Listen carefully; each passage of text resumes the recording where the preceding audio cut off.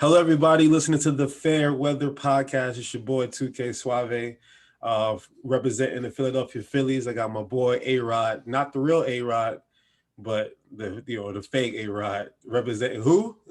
Hey, what are you talking about? I'm the original A-Rod. Get that out of here. We're repping New York Yankees opening day, boy. The trash ass Yankees. We're gonna see how this season. Y'all bought a team, so you guys right now. You guys remind me of for real, like the Brooklyn Nets. Y'all like the Bronx Bombers and the Brooklyn Nets are the same team right now. I beg to differ. I don't want to get into baseball topics right now. So, we got a really good script for you guys today. Give him the rundown. Give him the rundown. We're gonna give you rundowns from now on when we start. So we're gonna talk about NFL trades and how they're impacting the draft going on. 3 teams decided to, play the switcheroo game in the draft. Much to my chagrin. Mm-hmm.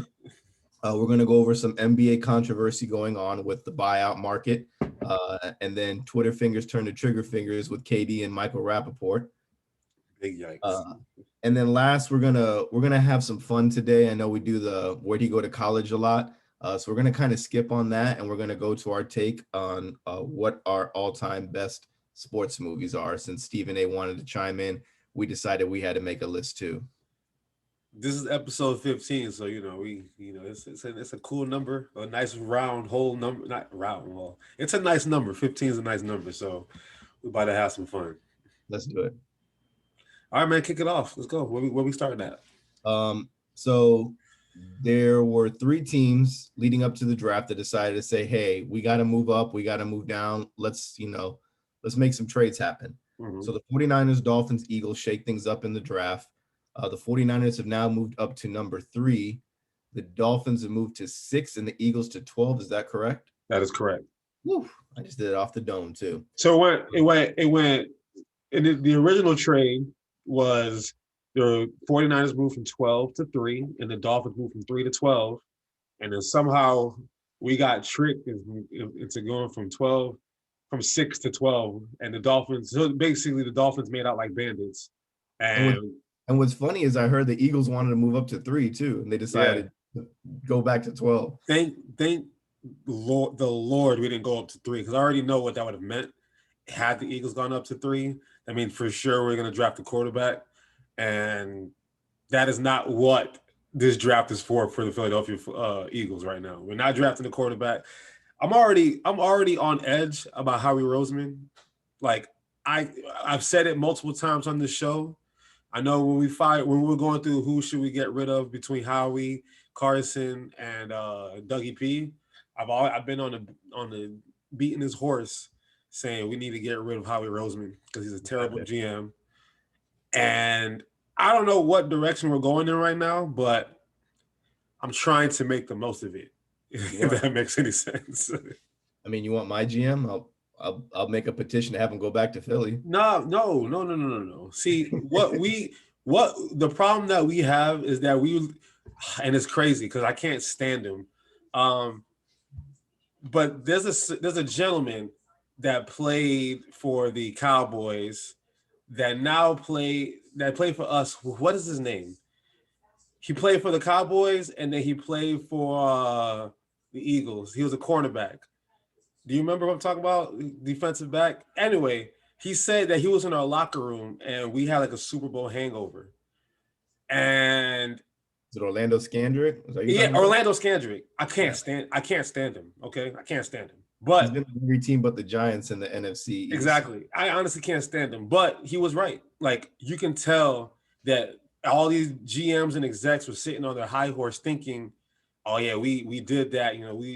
We so good," and it's been downhill ever since. Like we've progressively gotten worse ever since that Super Bowl, and this draft is so important. I came on this episode. I think it was episode 3 when we were talking about the New York Giants, and I was like making fun of the Giants and Joe Judge and all those crybabies, right?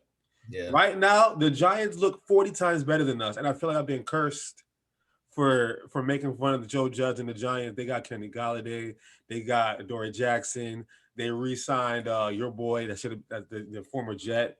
Leonard Williams. Leonard Williams. They look great, and we tanked to get to number 6, and we came back to 12. So I don't know what we're doing. Yeah, I don't know. We ran the numbers and the shit didn't add up there with that. So, but yeah, usually when you win a Super Bowl, the trend is you keep going in an upward motion. I think you and the Bucks are when the Bucks won the Super Bowl in 2002, and they just kind of tanked after that, and were historically bad after that, are the two teams that stick out to me of being progressively bad after that. But hey, maybe there's something we don't know about what the Eagles are doing. Do you know when I knew it was gonna go bad? When we won the Super Bowl, Doug Peterson wrote a book a month later. Off of one Super Bowl, he wrote a book. A book. We built a statue already of Nick Foles and Doug Peterson after one Super Bowl, and that's when I knew we're not ready. We're not ready for the limelight. Hey, at least you got one, which is good. That's good to have that. But I can tell my kids, who I'm going to force to be Philadelphia Eagle fans as well, whenever they're born. In my lifetime, I was able to witness a Philadelphia Eagle Super Bowl. I've seen a Phillies Super Bowl. Go Phillies, by the way. I'm waiting to get. I've seen Allen Iverson win Game 1 against the Lakers. What's up? World Series, not a Super Bowl. I said, oh, my bad. World Series. I am so sorry. I saw Allen Iverson win Game 1 against the Lakers when he stepped over Tyronn Lue. So that to me was a victory in itself. So my professional teams, I've seen in my lifetime do well. I used to be a Red Wing fan, and they were good when I was living in Detroit. Now I'm a Lightning fan, and they're doing well since I've been in Tampa. All my professional teams have been successful at some point, and I can tell my kids that. All right, so let's talk about these trades and how they're going to impact the team. So what does that mean for these teams' needs now? The 49ers? Can we start with the 49ers moving up? They can cookie cut everything and say, blow smoke up everybody's ass and say Jimmy G is our guy, but we all know what they're trying to do. We all know what they want. Come on, really? Are they really going to try to trick us? Like, come on. Yeah. Come on. Their GM, who is it? John Lynch, right? He admitted that they were trying to get Matthew Stafford from Detroit, but Jimmy Garoppolo is our guy. Stop playing. Jimmy G is good. Jimmy G might be their starter on day one. Don't get me wrong, because they're gonna draft a quarterback. Oh yeah, absolutely. So Jimmy G might not finish the season as a starter. Exactly, that's what I'm saying. So here's my question to you. I'm gonna flip it on you real quick. I know that you're very naive. We're gonna have our pre-draft. What do you call it? Mock drafts. Yeah, we're gonna put 3 mock drafts out leading up to the draft. We'll have one coming in a day or two or so. But I know you're very naive and think you're gonna draft something else that's not a quarterback. But all fingers point towards you guys drafting the quarterback at number 2. So we know Jacksonville's going Trevor Lawrence. We're assuming y'all go Zach Wilson. Assuming. I hope not. I hope we go O-line, but it's looking like that. So if y'all go Zach Wilson, who do you think the 49ers would much rather have at 3 if they can't get Zach Wilson? So I've been trying to stay up with this the last couple of days. And everybody's having their pro days or their combines at their schools right now. Yeah. And I feel like the 49ers are now the Jets and the 49ers will have everybody guessing who's going at 2 and 3 because you saw everybody's pro days and they all were great. I mean, granted, Trey Lance hasn't played that much of football, but he was expected to go 3 first of all of these guys. They made a jump and said, oh, we really want Trey Lance. Yeah. Then Justin Fields puts on a show at Ohio State. And then 4-4-40? Yeah. So there's speculation of Fields. And then Mac Jones just goes up there and he's got like the ultimate, NCAA freaking squad out there, and he can deal with all of his players. He's got easily 3-4 first round offensive players to play with out there. So now they're saying Mac Jones's value is getting higher and higher and higher. So I really don't know. If it was my guess, I think the safest pick there just would be Justin Fields, just because of where he's been rated going into this draft, getting to the national championship game, overcoming a major injury and still playing through it and still having a pretty good game at that, that would be my pick. There's just not that much sample on Trey Lance, in my opinion. Yeah, to be a top three pick, and you haven't played football in some time. Whole year. You played one game last year. Exactly. I mean, yeah. I mean, it's really not a lot to go off of. And you played North Dakota State. Like, you didn't play at Alabama. You know who else played at North Dakota State?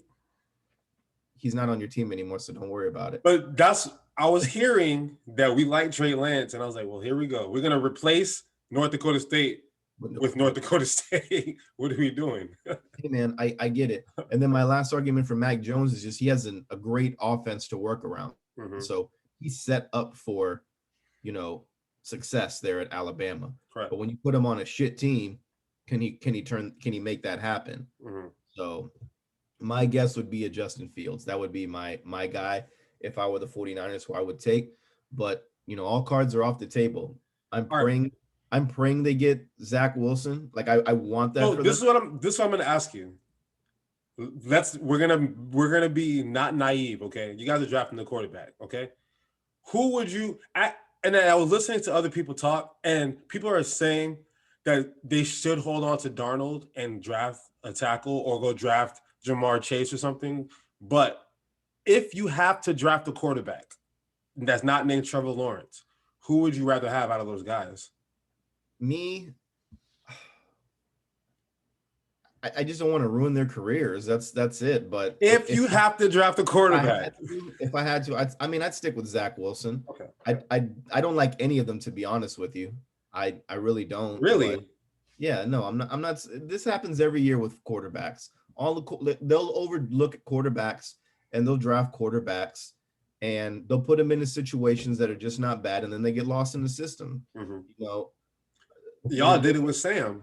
We did it with Sam, but it happens. It happens a lot with football. They overlook quarterbacks. Like, look at that guy that I think it was the Browns. They took him. I can't think of his name off the top of my head. How long ago was this? This is like 6-7 years ago. Was he from Notre Dame? Was it Jimmy Clausen? No. Well, Jimmy Clausen's another good example of one. Yeah. He just put him on a really bad team, and they couldn't do anything, and then enter the Cam Newton era, and everything was fine after that. So not Johnny Manziel, not Jimmy Clausen, not Nah, it wasn't. It was even Johnny Manziel. You put him on a really bad team. There was nothing. Well, Johnny's just Johnny. Johnny's an idiot. Johnny's another thing. Johnny is another thing. Yeah. I mean, there's instances where you have quarterbacks like a Mitchell Trubisky who was way overlooked, and you put him in an offense that it wasn't bad, but there was tools for him to use there and to succeed, and he was just really, really bad. Yeah. So, Mitchell Trubisky is terrible. Yeah. No. Terrible. I'm not making a case for him. I'm just giving you an example that there's one where that's on the teams that drafted him when you could have had other players. But because the problem with your argument, you feel like the Jets don't ever put weapons around the quarterback that you have. My team never drafts offense. But the Bears have weapons, and Trubisky just failed. Like they picked up Andy Dalton and called him QB1. QB1, Andy Dalton. Old ass, redhead, and he has weapons. A-Rob's resigned. Mooney's good. God, I can't even think the offense right now, but they got weapons. They got a good running game with Montgomery. You guys have Robbie Anderson, and look what he did in Carolina with Teddy Bridgewater. He had a pretty good year. He's just not a 1. He's like a 2. So if you would, we had DJ Moore to the side, so that helps a lot. But and Curtis Samuel too. And Curtis, who's now what? Who's Curtis with now? Washington. Correct. But yeah, like, we don't value players. Like, Robbie Anderson, by all means, would not be too. Y'all tried. No. Y'all tried. I mean, y'all went after Le'Veon Bell. Obviously, that failed. But Le'Veon Bell 3-4 years ago was the best running back by a mile in football. He also took a year off of football, so it's scary to even. But y'all still, it's not like y'all don't try. we don't try. We just don't succeed at it. We don't succeed and we don't make the best signings. Which I need to do. We're talking about the Jets. I know we're supposed to be talking about 49ers and the Dolphins, but first of all, y'all obviously failed with Adam Gase. That was a blatant error. Todd Bowles was a defensive coach, and it just didn't help your offense enough. And then Robert Saleh's another defensive coach. Y'all just need to put a team around, depending on what you do at quarterback. You guys need to do a better job catering to the quarterback's needs. Even if you don't have an offensive coach or the greatest offensive coordinator, you need to do a better job catering to the needs of that kind of a player. So if it's Darnold, Darnold, to me, I like Darnold. He's not a bad guy. He just throws a lot of interceptions for my liking. He's not as accurate. So, you need somebody as like a security blanket. Y'all need to go. If y'all had Kyle Pitts, that's a great security blanket, a tight end that can do everything, Yes, it is. I agree. A running back that can do everything, that will help a lot too. But because getting Ja'Marr Chase, I don't think will help you guys at all. I've been saying since day one that the things that the Jets need to do is always protect the offensive players, like the quarterback. Get the line, get the line. Not Becton, and I like that. Getting Sewell would be good. And now you have the foundations of like a Mangold and a DeBrickashaw Ferguson up there, and you're starting to put the right guys around it. And then you have another pick in the first round too. Yeah, we have 2 first-round picks, and I don't want to move. I don't want to move any of these guys. Keep them. I know Deshaun Watson is out there. I know Russell Wilson is out there, but you gotta keep these picks. Gotta get young. Deshaun, we don't even know what's going on with that. So I wouldn't even be so happy about that just yet, because that's obviously a huge thing that he's dealing with. But within your division, the Dolphins, to me, here's what you got to be nervous. You got to be nervous as a Jets fan. Okay, the Bills are good. The Patriots are about to be good again. The Dolphins are not getting any worse than they were last year, and they're 10-6 last year. So they obviously traded back to 6. What do you think they're doing at 6? So we're gonna do them again. We're gonna post our mocks. Trevor's gonna be gone. Zach Wilson will probably be gone. I don't think Sewell will be there. So they're looking at probably getting a Ja'Marr Chase. That's what I said. Kyle Pitts. They got to go offense. I've been saying it since the get-go that they gotta go offense. But let's be honest, the Dolphins have been really bad historically at drafting players lately. So the only upside of this is Laramie Tunsil turned into like a plethora of draft picks. He turned into a lot. Which is good, but you weren't able to keep him, and you weren't able to keep Minkah Fitzpatrick. So those are 2 big names right there. But think about it. They let Minkah walk, and they still had a good defense last year because they were able to replace him with Xavier Howard, right? So, Byron Jones too. Byron Jones, yeah. So, to me, it's the Dolphins you got to be concerned about. So, what do you think? I'm always concerned with the Dolphins. So, what I've been saying is the best thing for Tua is to give him some toys. Yeah, he has Devontae Parker, but Devontae Parker isn't a 1 receiver. He's more of a 2. Not at all, yeah. So but they're gonna get a running back and a wide receiver this draft. Just like y'all need a running back and a wide receiver this draft. I don't think they'll draft running back first round though. I don't think they'll do that. I've been hearing that they're looking at Travis Etienne. Yeah, they're looking at him. They're looking at Najee Harris. They're looking at the kid from North Carolina. Yeah, they're looking at all options, but I think a lot of people are trying to specify what they like the draft always specify what you really need and get the best player that's going to fit your scheme. So I think in this case, the Dolphins need to go wide receiver first. There's 3 really good wide receivers on the board. And then there's, if you want to take that guy from Florida, and then there's another one from Minnesota, I believe, that are up there as well. So there's Rashad Bateman, there's Rondell Moore, who had a crazy combine. There's obviously Devontae Smith, Jalen Waddle, Ja'Marr Chase, Kyle Pitts. They got Tony that they can get in the second. This is a very deep. That's why I feel like you guys should not be too concerned, like you personally as a Jets fan. Don't be too concerned having to draft a wide receiver at 3, because this is just such a deep draft at receiver. It is, but it's always a deep draft at receiver, or the next season is bit corner or something. But this was significantly deep at receiver. It was deep last year too. We took Mims in the second round, so I'm not worried about it. Yeah, I just want to get the right pieces around my player. Correct. But back to the Dolphins, get to a toy on offense, and then I think they could go either O-line or something on defense, like a linebacker to replace the Van Noy. So that would be my guess for them to possibly make moves there. At 6? Yeah.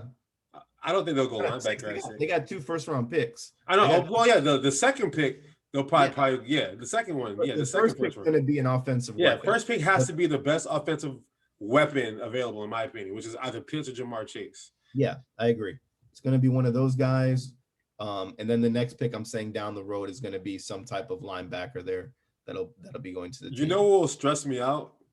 Because you know how we were the 6th pick. We know first pick is going to be quarterback.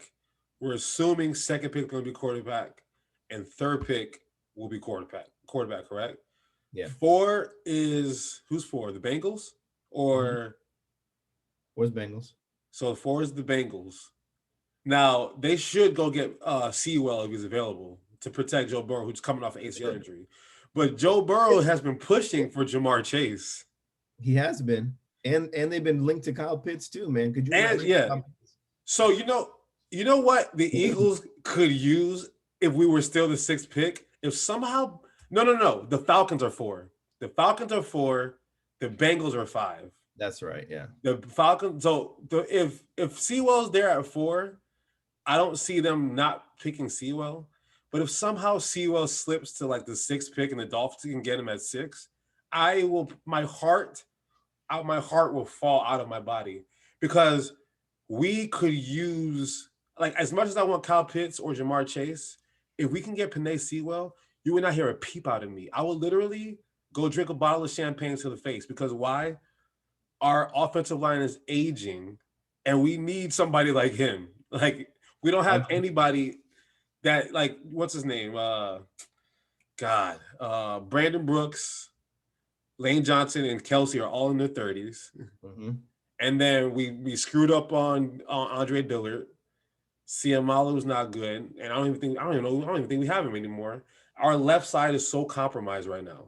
So if we're gonna go all in on Jalen Hurts, I say we go. If we had the opportunity to get Sewell at 6, I wouldn't mind, and I'll go get I'll get another receiver with the 37th pick. I would not mind at all. So I don't know. There's so many weird things that can happen, but with the 49ers trading up to 3, it's like, I don't know what the hell's gonna happen.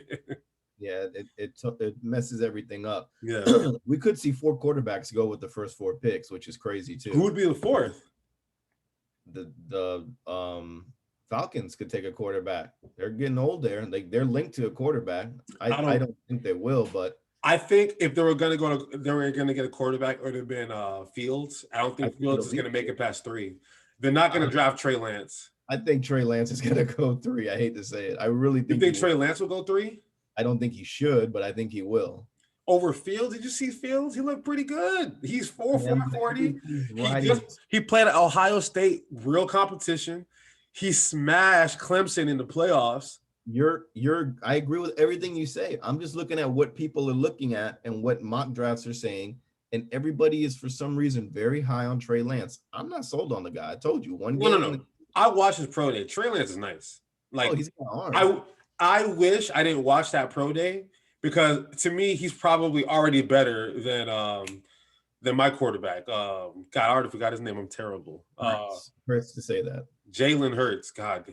And I like Jalen Hurts. Like, as a human being, I love Jalen Hurts. I love that he goes through that animosity and all that stuff, right? And he has the skill set, I think, to be a pretty decent quarterback. But I watched Trey Lance and the way he looked, I was like, all right, this guy's good. No, Trey Lance is good. I wouldn't say top 4 or top 3 good, but he's good. He's good. If the Jets pass on Wilson and take Sewell, I'm buying a jersey. I'll buy it. I really will. You gonna buy an offensive tackle jersey? First offensive tackle jersey. Get out of here. I will do it. Nobody does that. I'll do it. So your Eagles are now at 12. Yeah. Let's talk about you. what do you think they're looking at? Because I have them projected to get Waddle there. I think Waddle would be a good pick Nah. for you right there. What do you want them to take there? What do I want? Or what do I think is going to happen? What do you ideally? Let's pick your brain. What do you think they're going to do there? What do you want, and what do you think the actual pick will be there? What I want is for us to not have traded that pick in the first place and still have the sixth pick where we could possibly get a Kyle Pitts or Jamar Chase. Did you get another first rounder out of it? Say what? Did you get another first rounder out of it?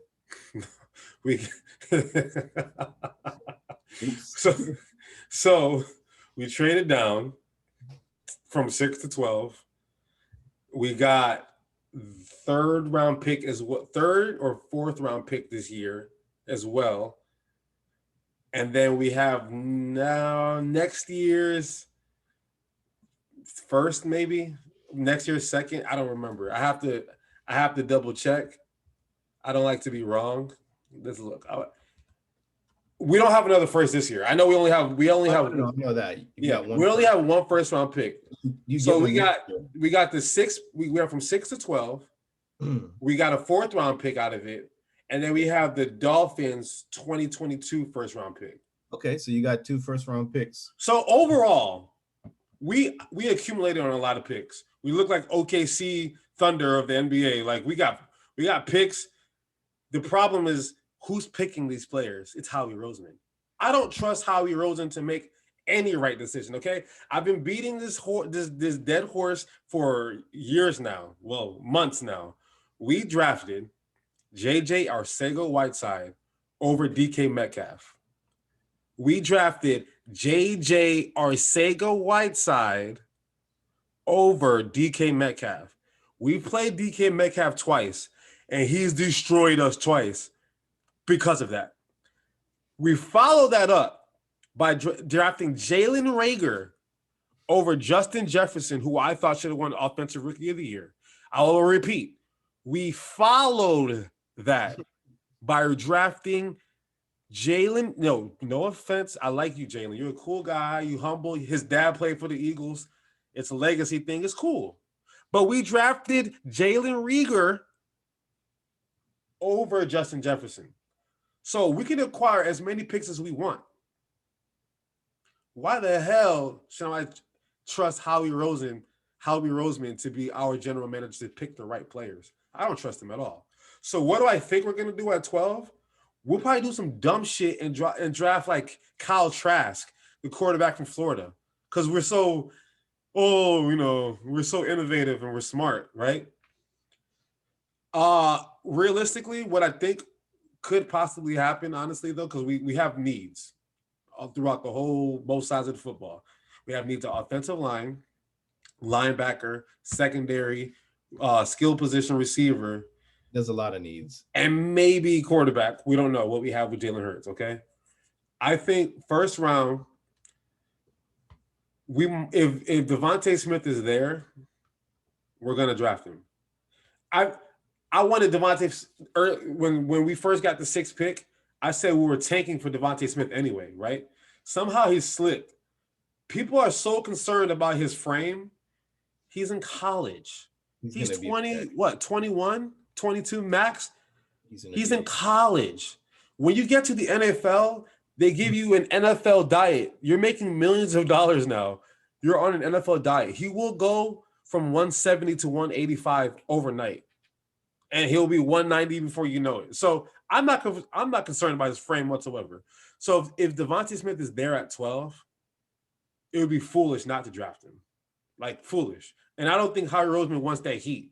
So I think if he's there at 12, we're going to draft Devontae Smith. If he's not there, then we'll probably go if Patrick Surtain, the cornerback, we'll probably go with him.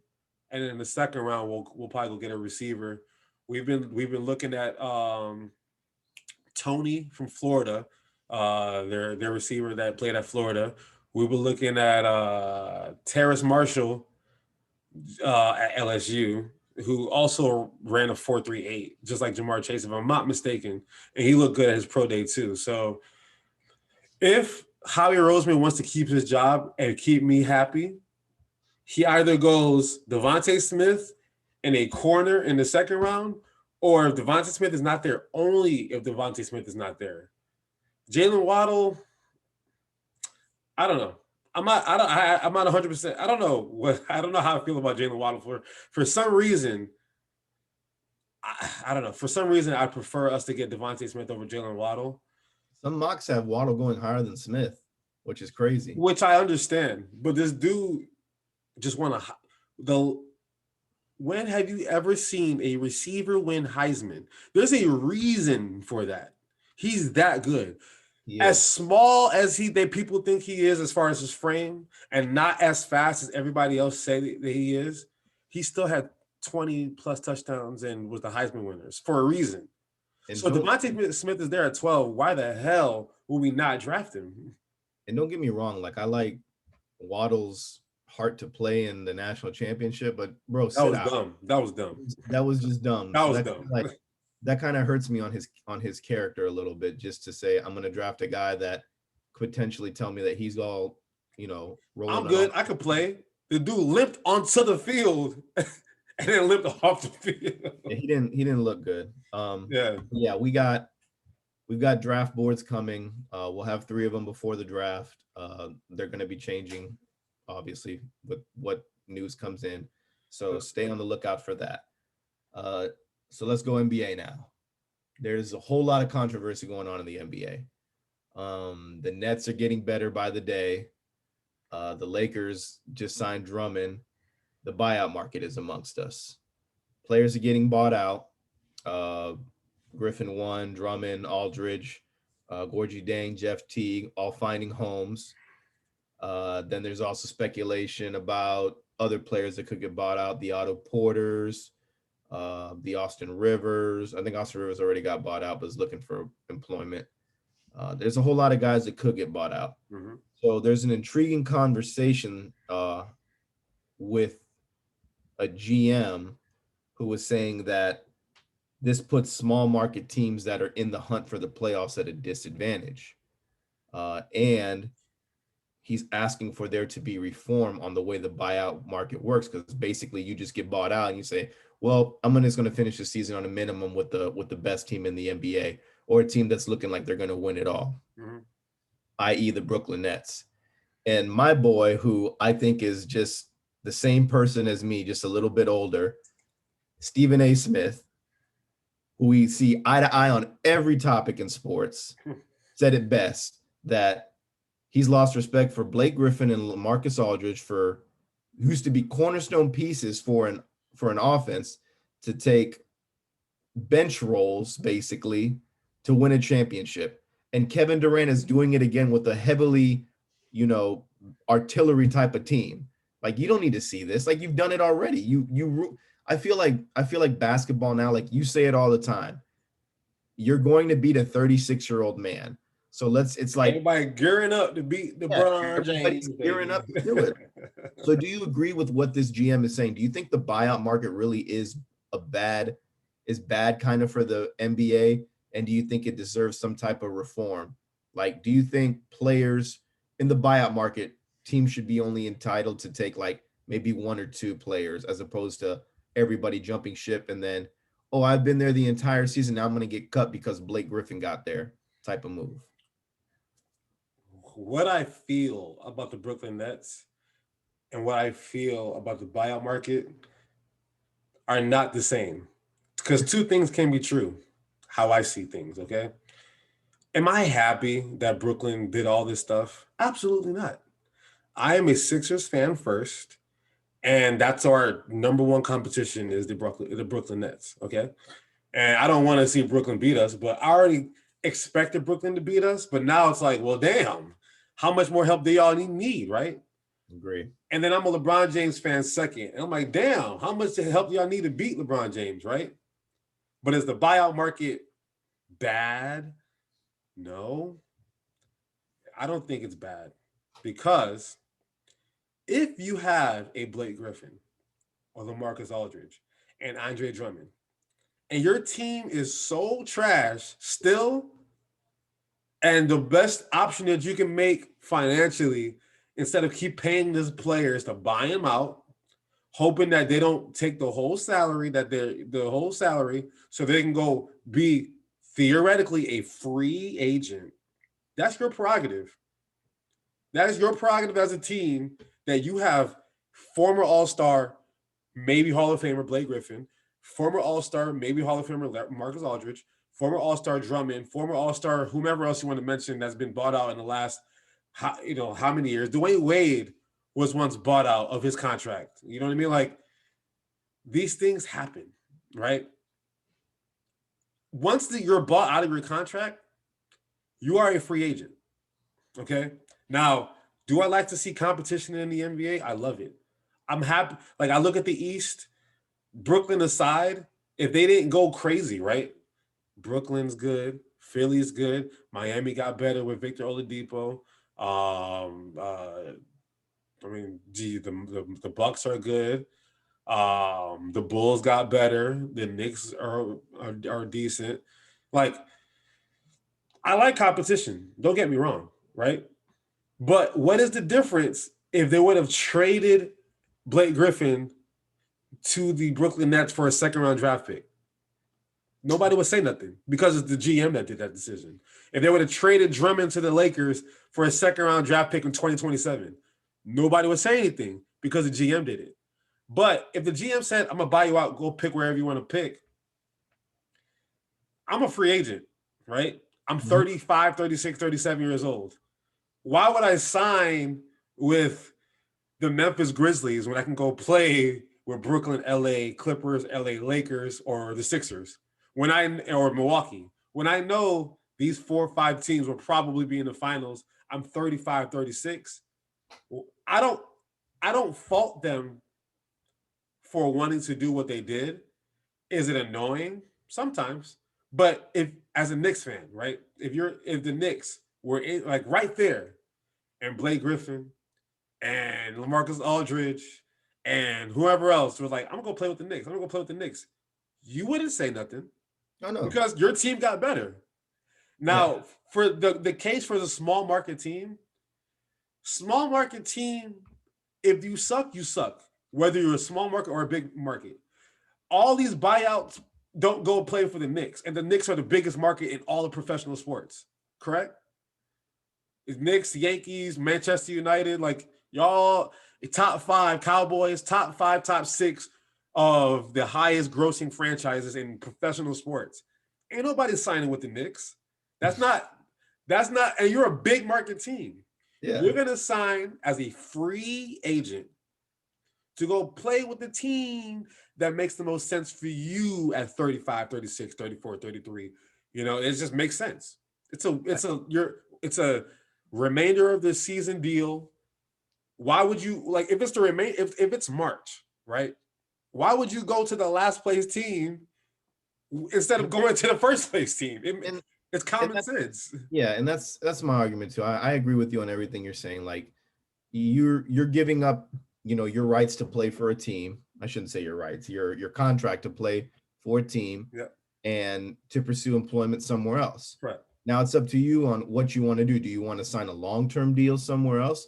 But this late in the season, nobody's going to give you a big contract. Exactly. So at this point, I want to help a contender to win a championship. So I don't knock it. I just think it's, like you said, very annoying. That's all it is. It's annoying. That's all it is to me. It's very annoying. And then, but I get the argument because there's small market teams like Portland that could make a run, but teams don't want to go there because, LeBron is out there in the West.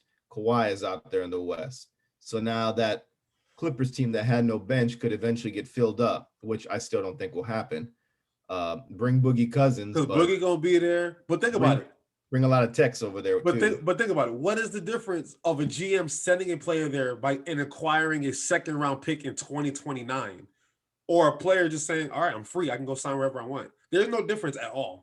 Nothing. I guarantee you because I don't think they named the GM who said it, but I guarantee it was probably the Oklahoma City guy who's stockpiled on like 400 picks for the next 7 years. So I don't want to hear you say, shit, man, you're in total rebuild mode and you've got a lot of picks to try and right the ship. If you can draft KD, Serge Ibaka, Russell Westbrook and James Harden in 4 drafts, you can make it happen, man. And if you're a good GM, let's look at small market teams in the NBA. Can we consider Utah a small market or a big market? I would say very small market. Okay, Utah Jazz first place in the West. Mm-hmm. San Antonio, small market or big market? Small market. They got how many rings? 5 in the last 23 years. 5 in the last 22 years. 5 rings. Yeah. The Indiana Pacers. It's not a huge market, but they've been consistently a pretty good team for the last 25, 30 years. Yes. So this notion that we're small market, we don't have a chance. Listen, if you have a Kevin Durant, a LeBron James, a Dwayne Wade, if you have some of these players, your team has a chance. So if you draft, like OKC drafted Kevin Durant, you had Golden State down 3-1 and found a way to lose that one. So that's not the small market's fault. That's your fault for screwing up that whole situation. Well, Utah was winning the finals twice in a row. They lost it to Michael Jordan, but hey, small market made it to the finals. So this whole crybaby small market stuff. Listen, do I feel bad for them? No, I don't feel bad for small market teams.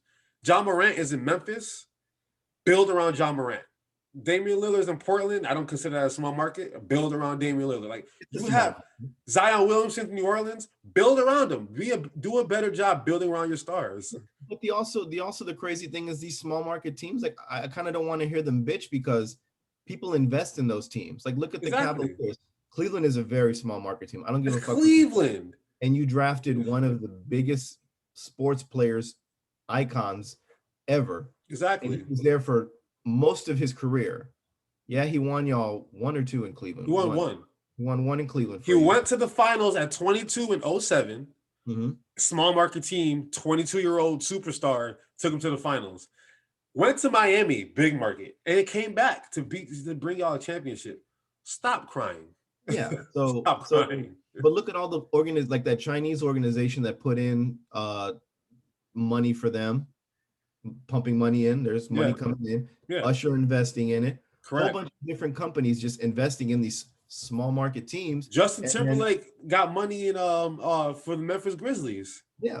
He's part owner of the Grizzlies. That's Justin Timberlake. There's money coming in. It's just how, like you said, how good of a GM are you?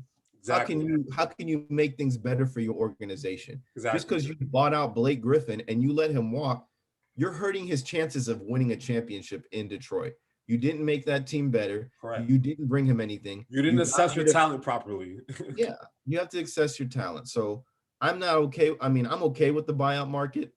It's all on the players' ideas of where their heads at that. And it sucks they're going to Brooklyn. It sucks they're going to go to LA and Los Angeles. Yeah. Nobody wants to say, you know what? The Knicks are looking like they can make a run. I'm going to go sign in New York. It ain't happening. Like everyone's like, oh, the NBA, Adam Silver should do something about this. What is he supposed to do? I am free to go anywhere I want. Why the hell am I going to sign with the Minnesota Timberwolves over the Brooklyn Nets, over the Los Angeles Lakers, over the LA Clippers, over the Milwaukee Bucks? Why would I go leave a bad situation for a worse situation when I'm free to do whatever I want? And if you don't like the buyout market, they're just going to trade him for a future conditional second round pick, which means absolutely nothing still. For all you people who hate the buyout market and play 2K and make those super teams to win the fucking finals. Or play Madden and make these super teams. I don't want to hear it, so shut up, okay? Because you think about it. If we're both GMs, we're doing the same thing. If you're Kevin Durant, I'm LeBron James, we're calling the same people. Hey, you buying out? You about to be bought out? Hey, bro, come here. Of course you're gonna do that. This notion that like it's not and like again, is it annoying as a fan of the other team? Absolutely, because you're the fan of another team. But if it's your team, you're not going to give 2 shits what anybody has to say about the buyout market. Because the Knicks are a big market team. Philly is a big market team. If we can get these buyouts, I would not. Do you think I'm going to ever say anything? Am I annoyed about how it happened? Of course I'm annoyed. But that's because I know my team can't beat that team. That's all I'm annoyed about. But the NBA is not doing anything wrong about the buyout market. And whenever I see people cry about it, yeah, it's annoying. But if it was your team, you wouldn't say anything. That's all I'm saying. Business. It's business. It's business. Yeah, it's business. Like So an NBA Finals with the Lakers and the Brooklyn Nets is going to sell hella tickets. LeBron James, Anthony Davis versus Kevin Durant, James Harden, Kyrie Irving, and then you can throw in Blake and LaMarcus. You can throw in Andre Drummond. Like that's box office. It's box office. So it is. So now that we're stuck with the Brooklyn Nets talk, like I said earlier, Twitter fingers turn to trigger fingers. Oh yeah, KDZ. KD and you know my favorite New Yorker, Michael Rappaport. That's your favorite New Yorker? He's one of the few. He's a true hip hop historian. He is for that. Do you ever watch All the Smoke? So he was on the All the Smoke podcast with Steven Jackson and Matt Barnes. Shout out to All the Smoke. Y'all probably not listening, but if you listen, get your boy on. You know, I'm always gonna plug us onto everything, marketing. But he was on All the Smoke, and my level of respect for him grew. Like I liked him in Prison Break, and he was in an episode of like a couple episodes in Friends. Like I like Michael Rappaport. He's a funny dude, right? His level of knowledge of hip hop and just culture in New York is amazing. Like it's really amazing. Very. He did that whole Tribe documentary. Correct. Oh yeah. He did. He definitely did that whole entire documentary. Yeah, he definitely did. Really good. Yeah. But him and KD, who everybody thought had like a kind of a weird relationship, it was like, I don't know, I'm going to talk down to you, but we're still friends. We're going to have like our own little show, and we're going to read mean tweets and just comment meanly back to these people type thing. Goes really sour. Yep. Cancel culture is a big thing going on in our society right now, and I really hope we kind of tone it down because it's kind of getting annoying on some of the stuff where it's been annoying. I blame all these damn no shade room and all that stuff. I blame all of y'all. Y'all annoy the hell out of me. There's some stuff that I understand, but every little thing getting down to the nitty gritty. Correct. It's kind of annoying. Very. But Kevin Durant and Michael Rappaport are going at it. Rappaport released the DM messages that he sent him. There's anti-Semitic things in there. There's stuff about his wife. There's derogatory comments said towards him. Yeah. And in my opinion, you're a grown man. You're a grown man. Like, handle this as a grown man. I already think KD is a snake because he goes on super teams to win it. So now you're looking more like a snake by sliding in a man's DM saying all this hateful shit to him. I don't know what the other conversation was. It could have been cut out. I really don't care. But it just looks like social media sometimes can be very harmful for an athlete. And this is one of those terms or one of these issues or one of these instances that you're seeing it. Correct. So how do you see this playing out for KD and this whole thing? Like, do you think there could be a suspension with all the hurtful shit he's saying? Like, I wish there was a suspension. I wish he was. It sounds so shitty of me, but I'm gonna break this one down, right? If everybody in corporate America's text or DMs was leaked to the boss, we'd all get fired. We'd all get fired. We'd all get suspended. We all get arrested. Something like if our DMs and texts were released to the public to see, we would all be in trouble. Okay, so my first gripe. And I love Michael Rappaport. But Mike, you can't release that to social media. I agree. Especially with somebody of the caliber of Kevin Durant. It's a like whole this is it's like a level of saltiness and crybaby that it's like that's code. Like there's some codes that we have. That's a code. That's snitching. That is all the codes that you can't break. That was a major code violation by Rappaport. Having said that, Kevin Durant. Now, I woke up this morning thinking about this because it's still kind of like, God, Kevin Durant, to me, if LeBron James wasn't in the NBA, is the best basketball player I've seen since Kobe and since Mike and since Shaq. Like, Kevin Durant is a supremely talented basketball player, right? He wastes too much time dealing with people on social media. He does. Now, I understand as a man, if somebody says some shit about you on social media, you have every right to defend yourself, right? But you are Kevin Durant. How many followers does Kevin Durant have? A lot. Yeah, 1 million plus. You're going to see derogatory comments your direction every single hour of the day because you're Kevin Durant. LeBron James gets it. Joe Biden gets it. Donald Trump gets it. Like, if you are a person of high importance to your profession, you're going to see a lot of stuff that you don't want to see. I posted something on my Instagram, I want to say last week Sunday. Cameron, you know, I love Dipset. Cameron's my boy. Cameron said he's blocked 200,000 people on Instagram. Kevin, block them. Take some pointers from Killer. Block them. Stop feeding into all of this. Like, every now and then I'll post something on like Bleacher Report will release something, right? Or on Instagram, and I'll comment on it. And then everybody will say all this stuff on Bleacher Report about, oh, you ugly, da. If you think I'm gonna respond to everybody I don't give a damn. Like, trolling is a thing. Like, people troll. People say things to get a reaction out of you. You know what I mean? And I feel like, and even at that, his responses suck. It's just like his interviews.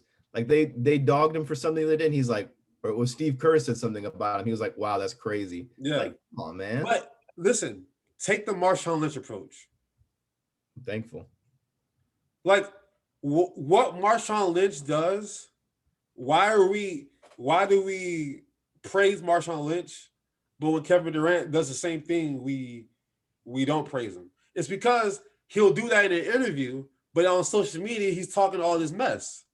He'll make a burner account. Like, I want to make a burner account because sometimes I just want to say things too, but don't let the whole world know that you're making a burner account. You know what I mean? Like, just leave this shit. He's 32.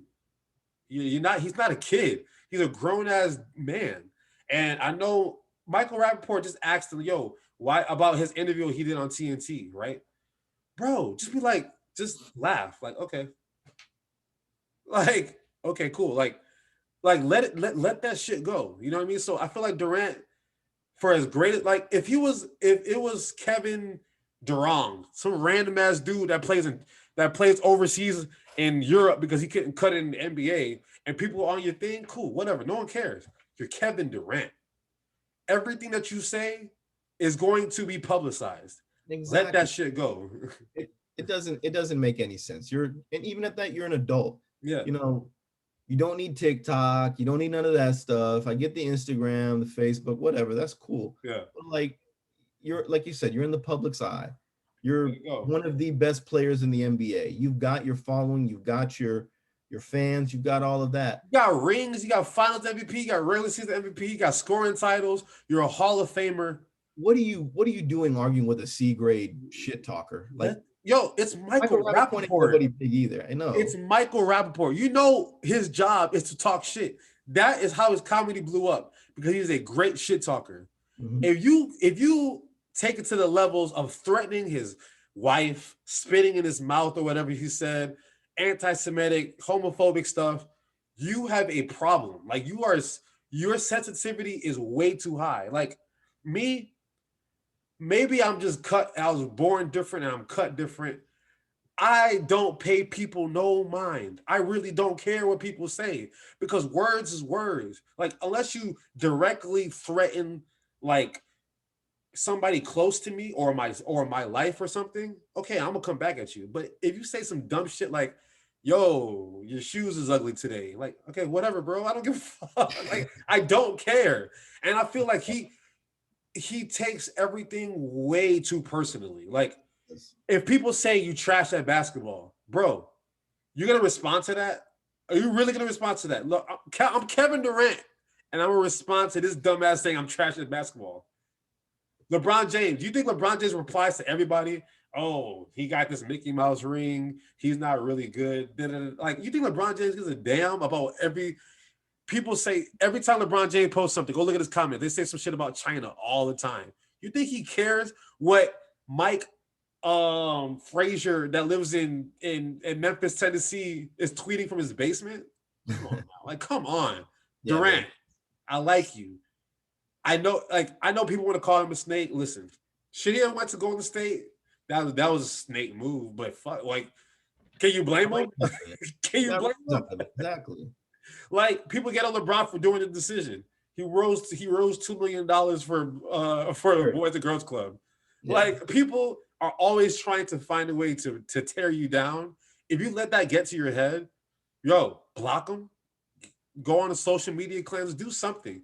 But stop being so like, you think Michael Rappaport and Kevin Durant, if they're in the street, do you think Michael Rappaport is gonna beat up Kevin Durant? No, absolutely not. So why is Kevin Durant so threatened by Michael Rappaport that he had to say all this stuff?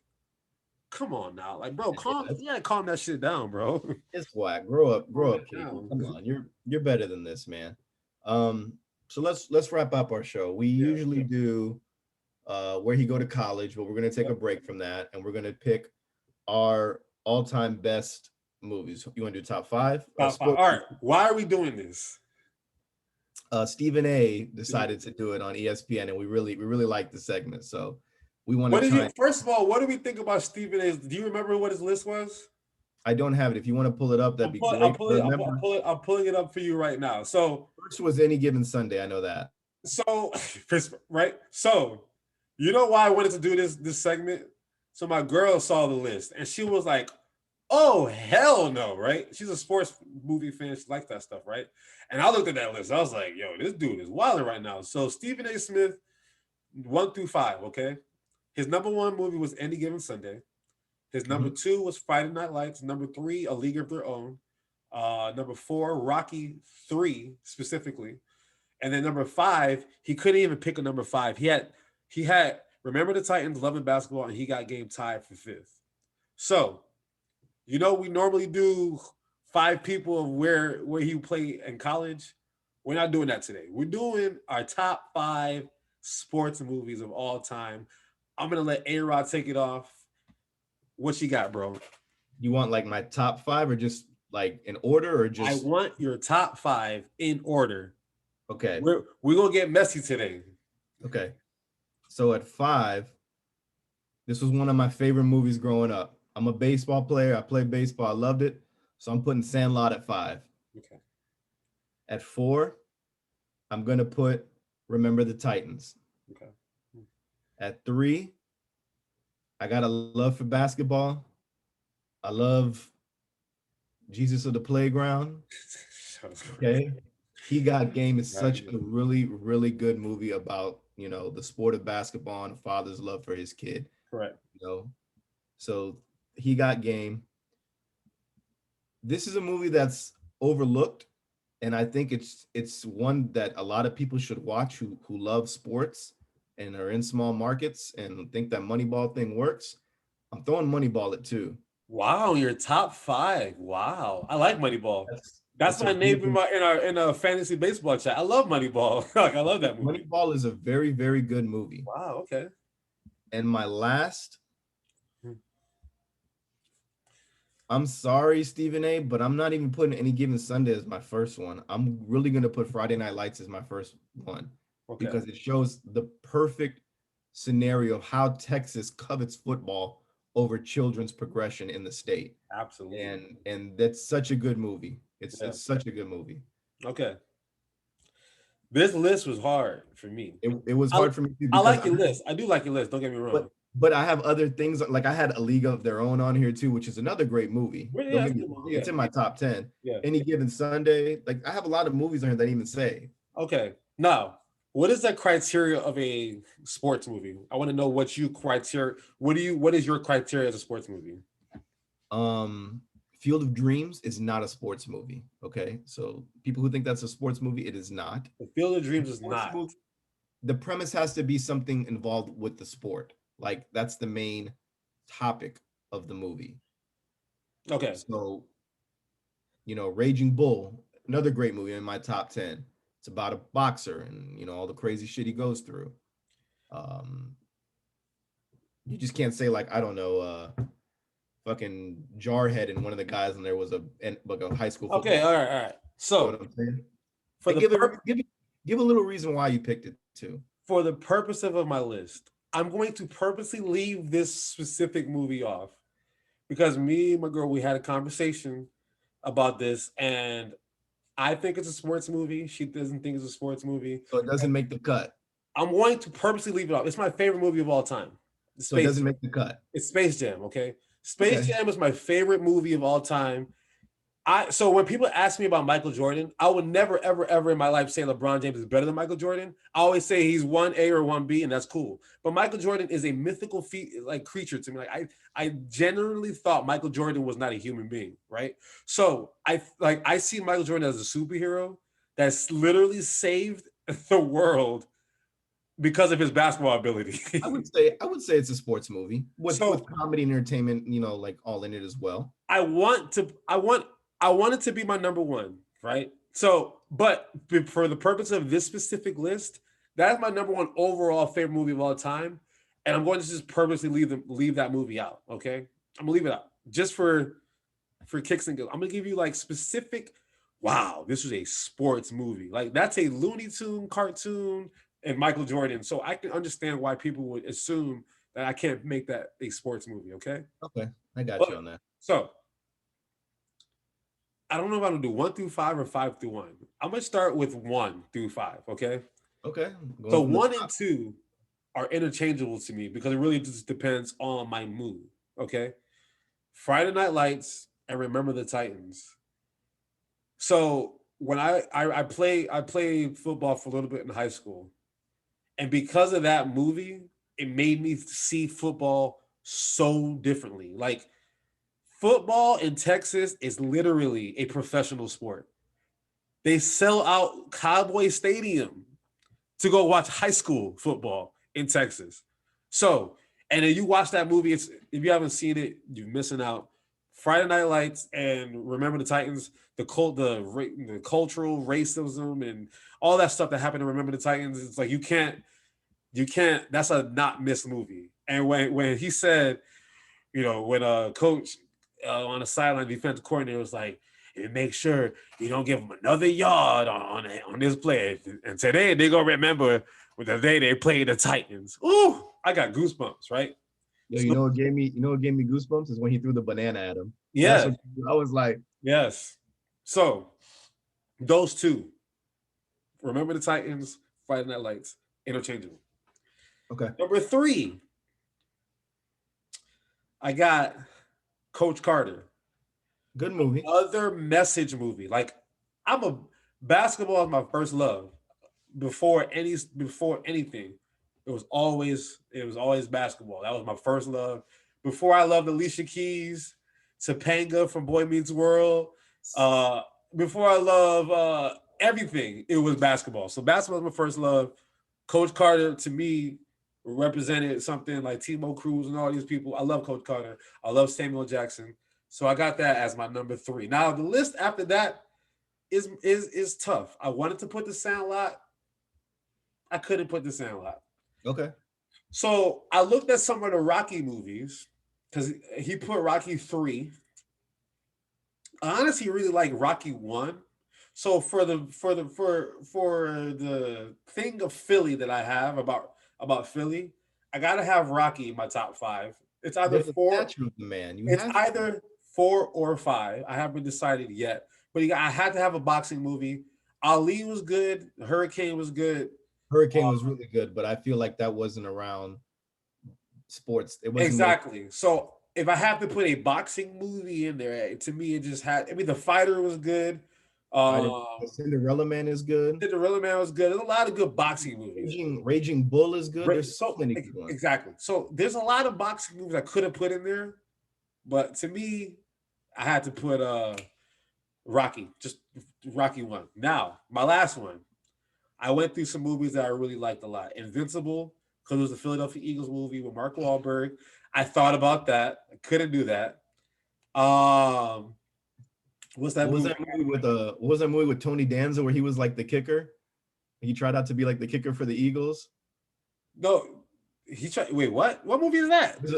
There's a movie with Tony Danza where he tried out to be like a kicker for the Oh Eagles. no! See, Vince Papale was a better story to me. That was a real beautiful story. So I thought about that. I thought about putting what's that movie? I thought about putting White Man Can't Jump in my top 5. Good movie. Couldn't do it. I thought about putting Adam Sandler with the not Happy Gilmore, the football movie. The Longest Yard. The Longest Yard. Thought about that one too because I really did like that movie. But the original one though. The original was not better than the second one. I mean, the latest one had Stone Cold Steve Austin, Goldberg, Nelly, Chris Rock. I mean, that had a cast. It was very relatable to us. I like that. Exactly. But do you know what movie I'll put? I'll probably put Any Given Sunday in my top 5 as well. Okay. Because Al Pacino's speech. Al Pacino's speech is Al Pacino's speech I can listen to whenever. So Remember the Titans and Friday Night Lights, however you want to put it. Coach Carter, Any Given Sunday, and Rocky. Okay. My top 5. I think that's a really good list. Yeah. Any Given Sunday came in at 6 for me. Okay. And then Raging Bull right after. I like Replacements too. With that was a funny one though. There's some like The Natural. That's a great base. It's old, Miracle. Miracle. You could have put that in there. Like Space Jam is still my favorite movie of all time. So if we're allowed to consider that in this list, Space Jam takes precedence over all of them. But I can't put Love and Basketball in my top 5. I'm sorry. That was a love story.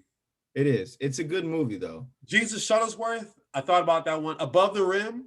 I thought about that one as well. Above the Rim is good as well. Actually, I could make a case for that one too. But I'm happy with my 5. I'm happy with my 5. I had to pick. So I have two movies with Denzel in it. What's the other one besides Remember the Titans? He Got Game. Oh, He Got Game. Oh, yeah. Those are my 2, man. One Denzel's like probably he probably is my favorite actor of all time.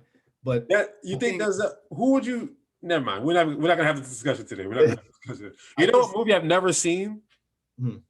Rudy. Man, is it good?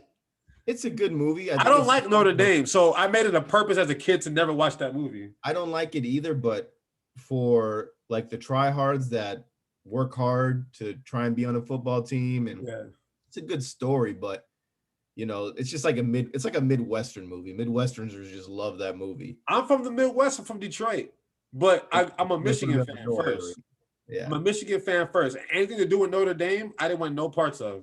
I was like, who? He went to where? No, I'm good.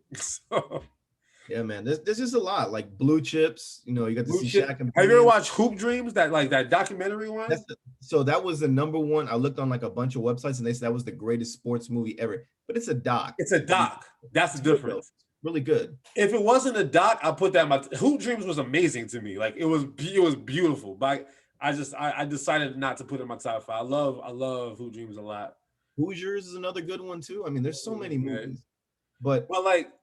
I think our lists are pretty good. I think they're better than Stephen A's, to my opinion. I just don't like how Stephen A couldn't have he put Love and Basketball in his top 5. I can't. Again, his top 5 had like 3 in it. I can't put Love and Basketball. Are we serious right now? Love and Basketball. But here's how I measure a movie. Like, is there sports related stuff in it? And yes, there was. There was the showing of, you know, the father being a professional basketball player, the son just not being as good. Yeah. The girl being better than the son, going overseas, not being respected, and then coming to the WNBA and becoming a star in the W. Like there's basketball. It's cute. Stories. It's cute. It's cute though. I don't want a cute movie in my top 5. No. I agree. I agree. It's out of my top 5. It's probably not even in my top 10. It's too cute for me. But I felt like He Got Game. Is it 1 and 2 for me are interchangeable. I could have made that game. If you look at that movie, it's so great on the power that it has on a number 1 prospect and the pressure he has on so many things. Yeah. He had pressure to go to school. He had pressure to live up to his father's expectations. He had pressure to, you know, live up to his name. Well, he didn't even know what his name came from. Were you a big Ray Allen fan at the time when it came out? Like I don't. He was Ray like a Allen. UConn. You like UConn, right? Yeah, no, but Yeah. it was supposed to be that story is loosely based off of Stephon Marbury, and that's who was supposed to be the casted for that was Stephon Marbury. Got it. Then he interviewed both Ray Allen and Kobe Bryant for it, and he went with Ray Allen. I knew he interviewed Kobe. Yeah, so I was happy with it. I thought everything was acted perfectly in it. You get to see the same rotation of typical actors in Spike Lee movies, and it was great, man. It was good. So our top 5, like I said, I think they're better than Steve. You know, it was a good one from like the '90s. Cool Runnings. Cool With the Jamaican bobsled team. Very, very comedy-esque, but very good too. I like that one. I'm looking at movies, Little Giants. I like that movie, but that's a kid movie. Mike with Bow Wow. I like that movie too. So those are our top 5. Let's wrap it up. Let's give them the rundown where they can find us at. Twitter @fair_weather_pod. IG, Facebook, YouTube, The Fair Weather Podcast. You can find us there, stream us there, listen to, see the visuals if you'd like as well. And wherever you subscribe to podcasts at, you're going to find us there as well. If you like MySpace, if you like Tinder, whatever, bro, we're all over the damn place. Go Phillies opening day. I got us winning 87 games this year, missing the playoffs because we're not that good, but hey, whatever. It is opening day. We didn't talk about opening day. We didn't talk about Final Four. We'll get to that probably on the next episode, so hang tight. We'll discuss it a little bit more in depth, but thank you for listening. Gang. Go Yankees. Go Fighting Phils, baby.